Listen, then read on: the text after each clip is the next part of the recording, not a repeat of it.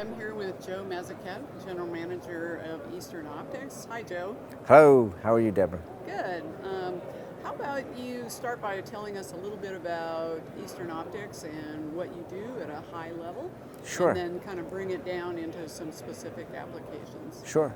Well, Eastern OptX is a small veteran-owned business. We've been in business for almost 20 years now, and our focus has really been on providing test instruments for the aerospace industry and radar altimeter manufacturers. So our equipment is addressed at solving problems that engineers encounter when they're trying to design and test avionics equipment like radar altimeters or radar systems used in tracking devices and location devices. And then, of course, that same technology used in communications applications, trying to provide real-world test beds for communication networks. So that's really our focus. And that's divided up into three spaces. The Radar Altimeter Space, those devices that are used to measure the distance of the aircraft from the Earth as the aircraft is taking off and landing. Those same aircraft may have tracking or surveillance radar systems installed, and we provide test equipment to test those devices. And those same aircraft may have communication systems, radios that have to be tested and designed, and we provide the test environment for that work. So radar altimeters are used, as I said, to measure the altitude of the aircraft in that critical time when they're taking off and landing. And traditionally, that's been done by using a radar-like device that transmits a wave that propagates towards the Earth. It's reflected off the surface of the Earth and then detected again by that same radar system. And they use the time that it takes for that wave to travel from the aircraft to the Earth and back to determine the altitude.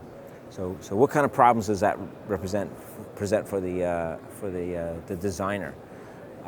It's very tough to know exactly how that wave is going to propagate in different environments at different altitudes. Is it raining? Is it clear? Is it snowing? And what kind of surface is the aircraft flying over? Is it water? Is it foliage? Is it hard rock surface?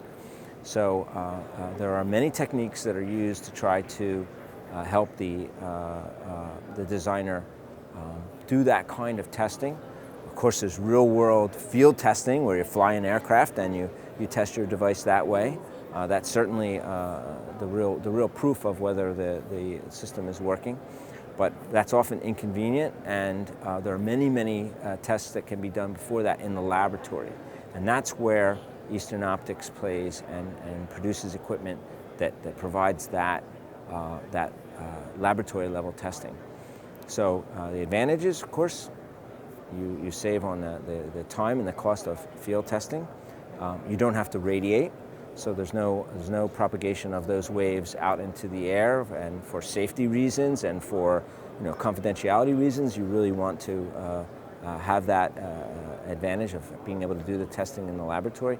And then, of course, the opportunity to do things like optimization and building a system that is easily troubleshootable on the ground in a lab. All of that's done easier than in the laboratory than if you're doing it in a field test. So that's the advantage of these kinds of systems. And there are a couple of different approaches that you can take when you're building them.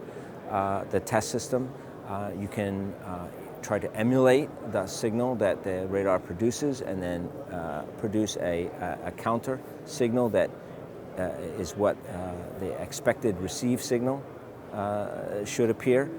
And that requires some knowledge of the waveform itself. Eastern OptX takes a different approach. What we try to do is replicate exactly the path that signal will see in the real world. And we do that using an optical fiber technology where we actually build the propagation path physically inside this test instrument by using fiber optics. So the signal from the radar transmitter is received, it's converted into an optical signal, it's delayed, propagation loss can be added, Doppler generation can be added for moving targets, multipath can be introduced. All of those features that you get in the real world when the aircraft is flying, we incorporate into the system. Then the output of that that network is the same signal that's transmitted, except it has the perturbations that you would see when the signal is traveling in the normal environment where it's operating. So a couple of advantages with that approach over the emulation approach. The system doesn't really care what the radar signal looks like. So that means that when you're in the development stage and you're trying to produce maybe a unique a waveform or a waveform that performs a particular function, it will still operate with this network. It doesn't really care what the signal looks like. We like to call it signal agnostic. It doesn't care. And the other advantage to that is if the next generation of that equipment changes the waveform at all, changes the frequency, maybe it's frequency agile, it moves around, it will still operate, it will still function. And you always know that you're going to get a good reproduction, repeatable reproduction of what you did in the test that you did a few months ago. So those advantages make this a really nice tool for that kind of an application. Also, because we're taking a physical approach to this, where we physically change the distances between the radar receiver and transmitter, we're able to achieve very, very fine graduations of altitude change, down to almost a half a foot. So 0 to 5,000 feet in half-foot steps is very common and pretty easily achievable. And that can be done with accuracies of 1/10%. So it's very accurate, it's very repeatable time after time, and it works with pretty much any signal. So that's really a summary of the radar altimeter space.